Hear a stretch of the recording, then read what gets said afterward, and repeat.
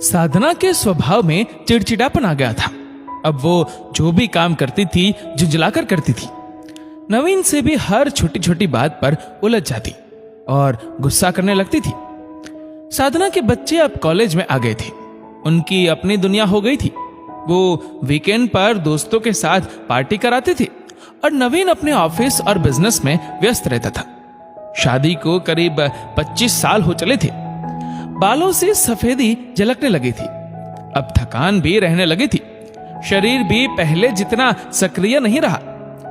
नवीन काफी दिनों से साधना के व्यवहार को नोटिस कर रहा था। उसे खुद भी समझ नहीं आ रहा था कि हंसती मुस्कुराती साधना ऐसी कैसे हो गई। नवीन और साधना की 25वीं सालगिरह आने वाली थी।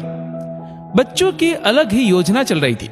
हम हल्दी रखेंगे, मेहंदी के रस्म का ये ड्रेस कोड होगा, शादी की सालगिरह इस तरह मनाएंगे, उस तरह मनाएंगे। बच्चे अपनी योजना बना ही रहे थे कि नवीन ने आकर बोला, हम अपनी एनिवर्सरी इस तरह नहीं मनाएंगे। मैं तुम्हारी मम्मी को घुमाने ले जा रहा हूँ। मेरी एक कॉलेज की दोस्त है, वो मनोचिकित्सक है। मैंने उससे साधना के बदलते व्यवहार के बारे में बात की है। उसका कहना है मोनोपोज के दौरान औरतों का स्वभाव बदल जाता है। उन्हें हम सबको समझना होगा। हार्मोन में बदलाव की वजह से वो चिड़चिड़ी हो जाती है। तुम यहाँ पर सालगिरह मनाओगे, पर उसमें तुम्हारी मम्मी को भी तैयारी करनी होगी। वही रिश्तेदार, उनका काम बढ़ जाएगा। तुम्हारी मम्मी को बदलाव चाहिए। अपने रोजमर्रा की एक जैसी दिनचर्या से वो थक चुकी है। उन्हें कुछ दिन घरेलू कामों से मुक्ति चाहिए।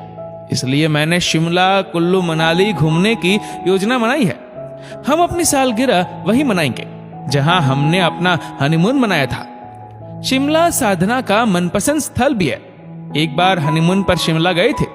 दोबारा उन वादियों में जाना ही नहीं हुआ। हम दोनों परसों सुबह निकल रहे हैं। मैंने तुम्हारी मौसी से बात कर ली है। वो कल सुबह आ जाएगी और कुछ दिनों के लिए घर को और तुम्हें संभाल लेगी। साधना, तुम मेरे साथ शिमला कॉफी पीने चलोगी? नवीन ने बेहद ही रोमांटिक अंदाज में पूछा। यह सुनकर साधना को बहुत खुशी हुई। आखिर उसे नवीन का साथ चाहिए था। शादी को चाहे कितने ही साल क्यों ना हो जाए, पति पत्नी को एक दूसरे का साथ और वक्त चाहिए होता है। अगले दिन साधना की बड़ी बहन आ गई। नवीन और साधना दूसरे दिन शिमला के लिए रवाना हो गए। साधना का चेहरा चमक रहा था। शिमला पहुंचकर होटल में सामान रखकर सबसे पहले वो कॉफी पीने कॉफी शॉप में गए।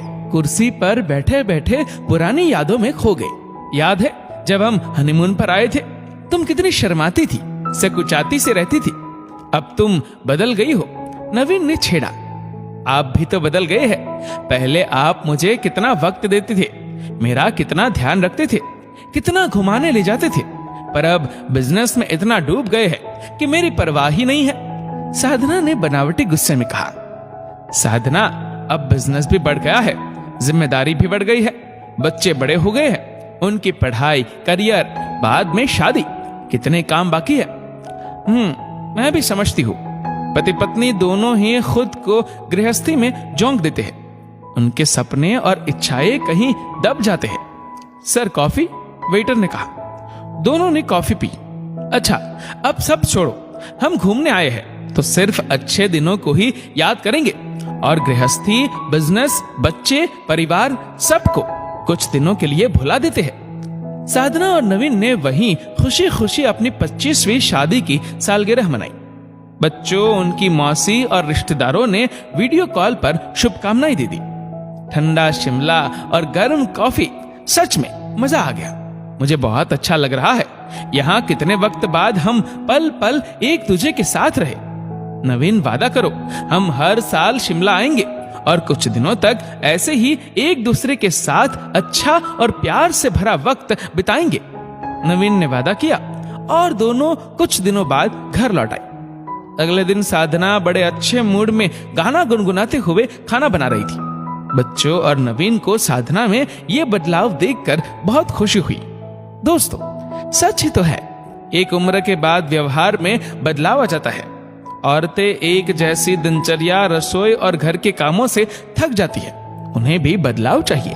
घरेलू कामों से शारीरिक और मानसिक थकान दोनों हो जाती है। बच्चे छोटे हैं तो वक्त निकल जाता है, पर इधर जब बच्चे बड़े हो जाते हैं और मोनोपोज की स्थिति भी शुरू हो जाती है, ऐसे में जरूरी है घर परिवार में बच्चे और पति औरतों में आ रहे हार्मोन के बदलाव को समझे और सहयोग करे। इसमें सबसे बड़ी भूमिका पति की होती है।